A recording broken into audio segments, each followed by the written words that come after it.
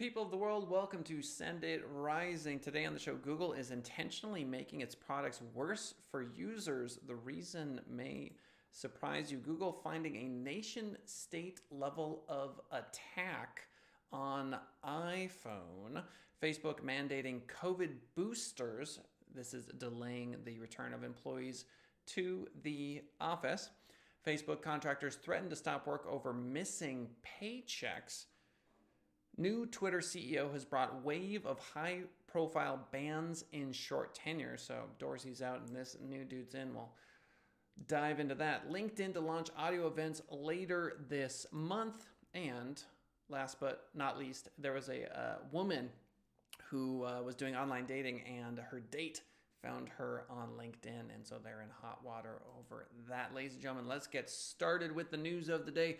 Google is intentionally making its products worse. Why is that? According to Inc.com, there is a conflict between Google and Sonos where they had technology rights and Google did not. So Google, quote, is about to intentionally make its products worse for users because it would rather not pay a royalty to Sonos for technology it misappropriated. Sonos, according to the article, as one might expect, declared a total victory because its patents were affirmed as valid. So there is a software update that's going to be going out on Google devices that is going to make them worse because Sonos won and Google lost. Yikes. Google finding a national state level of attack. This from computerworld.com. Google recently drilled into an attack which happened to have hit an iPhone. Quote, we assess this to be one of the most technically sophisticated exploits we've ever seen, demonstrating that the capabilities provides rival those previously thought to be accessible to only a handful of nation states. So essentially, Google is recognizing attacks that are absolutely no joke. The company behind the software used in the attacks, NSO, reportedly uses a fake GIF trick to target a vulnerability in the Core Graphics PDF parser. I mean, everyone knows that. The Core Graphics PDF parser. The files have a .gif extension, but they are not GIF image files. The name is solely designed to keep a user from getting worried. So, I mean, this is obviously outside of my understanding. Computerworld.com article just goes to show that the battle wages on for cybersecurity. Facebook mandates COVID boosters. I know there's people all over the fence when it comes to the vaccines. I am vaccinated. I'm getting the booster in a few days. Facebook's offices are going to open March 28th for employees to return to work. You've all heard me say a million times on the show, I am definitely pro work from home. So Meta is delaying its employees' return to the office from January 31st to March 28th, according to FoxBusiness.com, and will require COVID-19 booster shots. Require COVID-19 booster shots for those that decide to return. The move is intended to give employees more flexibility, apparently. Quote, we let employees know that those who don't choose to request to work full-time remotely or temporarily continue working from home will begin working from our U.S. offices in the 28th of March. So I think it's ridiculous to get people back in cars. Y'all have heard me say it a million times on the show. If someone dies in a commute going to Facebook, should they be held liable? Facebook, I talked to a personal injury attorney friend of mine. He says absolutely not. They are not liable. But I do think there's going to be a precedent set in this new environment where someone does win a lawsuit in some court somewhere where the end result is, hey, look, if you didn't make us come back to the office, my son would still be alive, that sort of thing.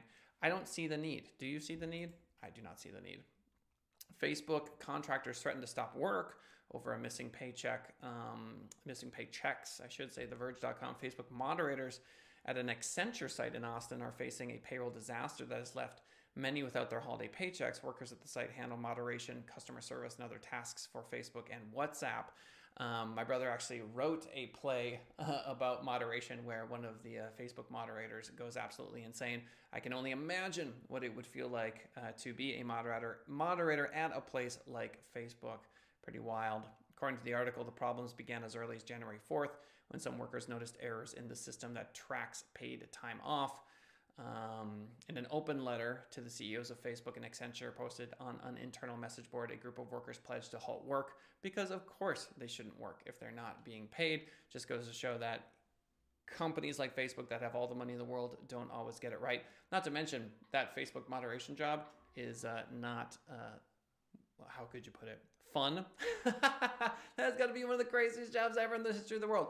Can you imagine all day, every day, just looking at endless streams of racism and hate and threats of violence and just the worst that humanity has to offer for your job? Yikes. So, new Twitter CEO has brought a wave of high-profile bans. I think one of the reasons why Jack Dorsey decided to step away as the CEO of Twitter is because nobody wants to be the person banning everyone. But when you're the new CEO, you get to make a statement. The first few months of new Twitter CEO Parag Agrawal's tenure have validated his fears leadership would reduce free expression on the site, critics told the Post. This is the NewYorkPost.com. Numerous high-profile accounts have been banned, including a sitting member of Congress and a virologist who helped invent mRNA vaccine technology. Quote, it does appear that in the last month particularly, Twitter has ramped up the censorship. It doesn't surprise me in the least. If I'm the CEO of Twitter and I want to make a statement, I do so in my first few months. And so essentially, at the end of the day, it is one of those things where I get it. I get where he's coming from. And ultimately, it is something that, I don't know, how do you put it? I would do, probably, if I felt as though the people that are being censored deserved it. Now, we talked about censorship a bajillion and a half times on the show. And so I would have to dive into who in particular has been censored. But ultimately, I think it is fair to say that he is ramping it up. Quote, for Twitter to ban my account, this is from Representative Marjorie Taylor Greene from Georgia. She writes, for Twitter to ban my account for what they perceive as COVID misinformation is quite a concern because the information I shared is actually from the CDC website. Yikes. So, moving right along. LinkedIn to launch audio events later this month. They'll reportedly be part of the company's forthcoming virtual events platform. Clubhouse-like audio feature. I don't know if you've heard about this, but LinkedIn is launching something similar to Clubhouse that's all audio. They're working on it last year. It's going to debut later this month as a beta as part of the company's new events platform. This is from TheVerge.com. All links to all articles in the description. According to a company post, Microsoft-owned LinkedIn said last March that it was doing early tests to create a unique audio experience connected to your professional identity. I think things like Clubhouse are very interesting. If you haven't checked it out, you really should. I think these audio-only platforms are very cool. I think in part they are the future. I think there's going to be a lot of places like the metaverse that have audio-only spaces because you don't always want someone staring at your face. Am I right? Am I wrong? Final article of the day. There is a woman who blocked a Bumble match. Bumble is a dating app where women are the first to reach out for tracking her down on LinkedIn. So she was told to contact his HR department after he emailed her at work, but some claim he's done nothing wrong. A woman has revealed how a stranger on a dating app found her on LinkedIn using only her first name and second initial. A lot of the women's side of Bumble, there's all of these warnings that say, do not give out your real name, do not give out this information. So I feel like a lot of these dating apps are trying to communicate this sort of thing. To the article, she said the man then proceeded to contact her at work despite her telling him that the LinkedIn request had made her feel uncomfortable, leading him to accusing her of low behavior, whatever that means. I mean, as funny as it is, I was dating for this last year, and it is wild to jump back into the dating pool after having not done it for quite a while and to see just this world of swipe right and everything that goes along with that. I think for a lot of people that never had a chance to live in that sort of environment, it seems interesting, and it is, until it's not. And this is a good example of when it's not, is some random guy reaching out to you when you would rather he not. And I feel bad for women, obviously, who have to deal with this sort of stuff. Not a lot of fun. So why don't we recap the news of the day? Google is intentionally making its products worse. Why? Because it lost a legal battle with Sonos. What's interesting is it doesn't actually have to go back to the products and make a hardware change. It simply updates the software, and there you have it. Google finding a nation-state level of attack on the iPhone. Well, not surprising, is it? Really? I mean, if you have a huge share of the mobile cell area, wouldn't you? I mean, it's just like why WordPress gets hacked all the time. It's because so many sites are WordPress. And so iPhone, of course, is going to be a massive target. Facebook COVID boosters are required for those returning to the company as employees. So they are setting a precedent there, at least for big tech. Facebook contractors threaten to stop work over missing paychecks. Yeah, well, you got to pay them, especially if you're a moderator, which is one of the most difficult jobs on the planet.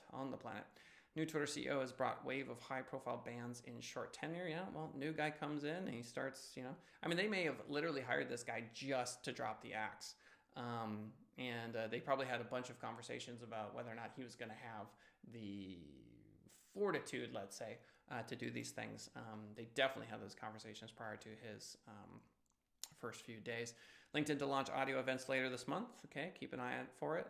If you are one of the first to be an influencer in that space, that could be very good for you. And finally, dating apps. Yikes.